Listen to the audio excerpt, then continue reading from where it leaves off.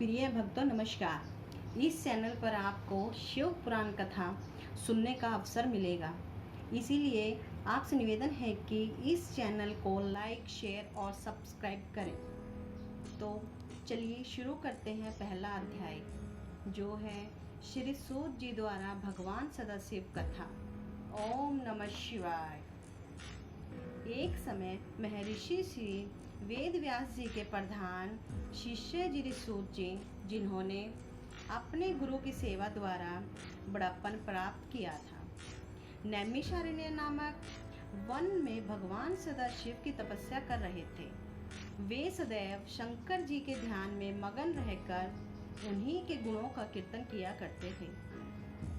उन्हीं दिनों संयोग से सोनक ऋषि अपने साथ अन्य बहुत से ऋषियों को लेकर श्री सूत जी के पास आए और उनसे इस प्रकार बोले, हे सूत जी, हम लोग संसार रूपी तथा सागर में डूबे हुए हैं। हमारा परम सौभाग्य है कि आज हमें आपके दर्शन प्राप्त हुए। कुछ समय पश्चात यह युग आने वाला है जिसमें पुराने धर्म सब नष्ट हो जाएंगे तथा पापाचार में वृद्धि होगी। सब लोग उस धर्म को त्याग कर कुमार्ग पर चलने लगेंगे। चारों वर्ण इस प्रकार अपने कर्मों से पतित हो जाएंगे कि ब्राह्मण वर्ण खेती करने लगेगा, ब्राह्मण छल छिद्र में अत्यंत चतुर होंगे और अपने धर्म को भुला बैठेंगे। क्षत्रिय भी अपने जाति धर्म को त्याग कर युद्ध क्षेत्र से विमुख हो जाएंगे, पलायनवादी बन जाएंगे तथा चोरी करने में अत्यंत चातुर्य का प्रदर्शन करेंगे।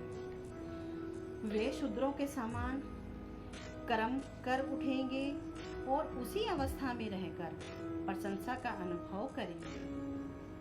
गौ की रक्षा करना छोड़ देंगे।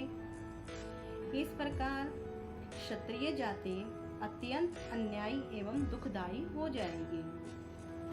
इसी प्रकार वैश्य भी अपने श्रेष्ठ धर्म को त्याग कर पाप कर्मों और धन का संचय करेंगे एवं उत्तम मार्ग को ठुकरा देंगे।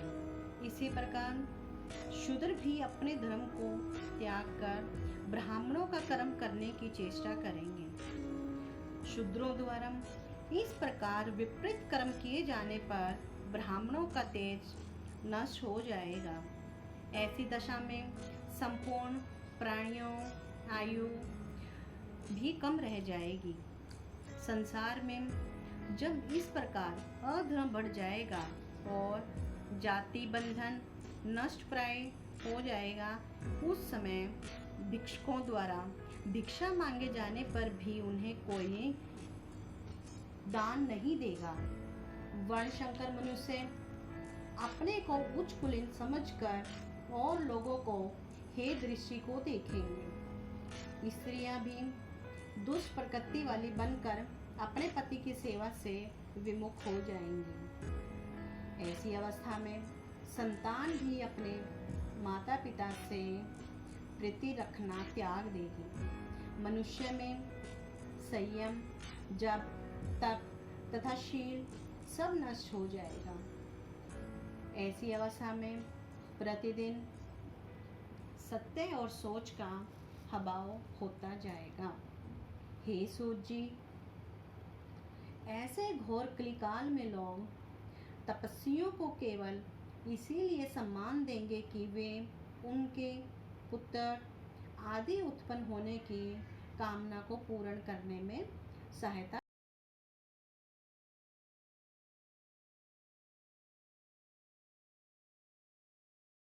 होगा और अपने पेट को भर लेना ही सबसे श्रेष्ठ कार्य समझा जाएगा। भला आप ही बताइए कि ऐसे घोर समय में कलि युगवासी जीव किस प्रकार से मुक्ति प्राप्त कर सकेंगे। वे अपने पापों तथा सहस्त्रों दुष्कर्मों को भस्म कर सत्यपथ को अपनाने में किस प्रकार समर्थ हो सकेंगे। आप सब इस प्रकार की चिंताओं को दूर करके प्रशंसा प्रदान करने वाले हैं। हम लोग इसी चिंता में डूबे हुए थे कि तब तक हमें आपके दर्शनों का सौभाग्य प्राप्त हो गया। अब कृपया करके कोई ऐसा उपाय बताएं जिससे हमारी यह चिंता भी नष्ट हो जाए और हम प्रशंसा को प्राप्त कर। संसारी जीवों का हित चाहने वाला आपके समान और कोई नहीं है। आपने भगवान वेद व्यास जी की अत्यंत सेवा की है और अनेक पापियों को पाप रूपी समुद्र से पार उतारा है। भगवान कृष्ण द्वैपायन ने अत्यंत कृपा करके आपको संपूर्ण पुराण पढ़ाए हैं। अतः आप हम पर भी ऐसी अवश्य कृपा करें। शौनक ऋषि के मुख से निकले हुए इन शब्दों को सुनकर सूत जी अत्यंत प्रसन्न हुए। तदुपरांत अपने नेत्रों से प्रेमाश्रुओं की वर्षा करते हुए इस प्रकार बोले, हे शौनक जी तथा अन्य ऋषि महानुभाव, आप लोग परम ज्ञानी एवं संपूर्ण संसार का हित चाहने वाले हैं।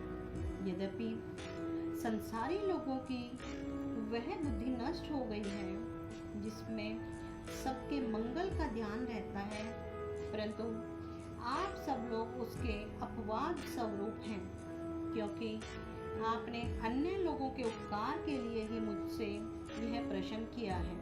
अतः अब मैं आपकी इस प्रीति के वशीभूत होकर भगवान सदाशिव के उस परम स्तुति का वर्णन करूंगा जिसे सुनकर कली काल के दुख नष्ट हो जाते हैं तथा अज्ञानी जीवों की भी मुक्ति प्राप्त होती है।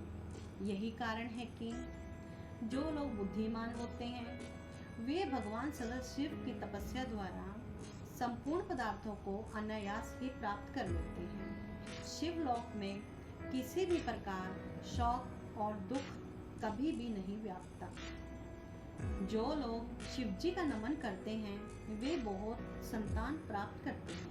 अतः हे ऋषियों, उचित यही है कि इस संसार को दुख रूप समझकर शिव जी के चरणों में ही प्रीति लगाई जाए। हे शौनक, शिव जी की स्तुति करने में वेद भी असमर्थ है। अतः शिव जी का क्षण भर के लिए भी ध्यान करना नहीं भूलना चाहिए। सूत जी के मुख से यह वचन सुनकर शौनक ऋषि अपने दोनों हाथ जोड़कर उनके सम्मुख बैठ गए।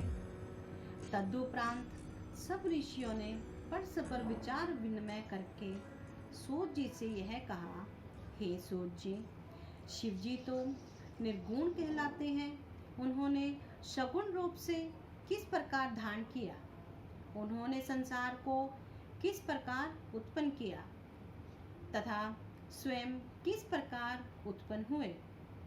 वे प्रलय काल में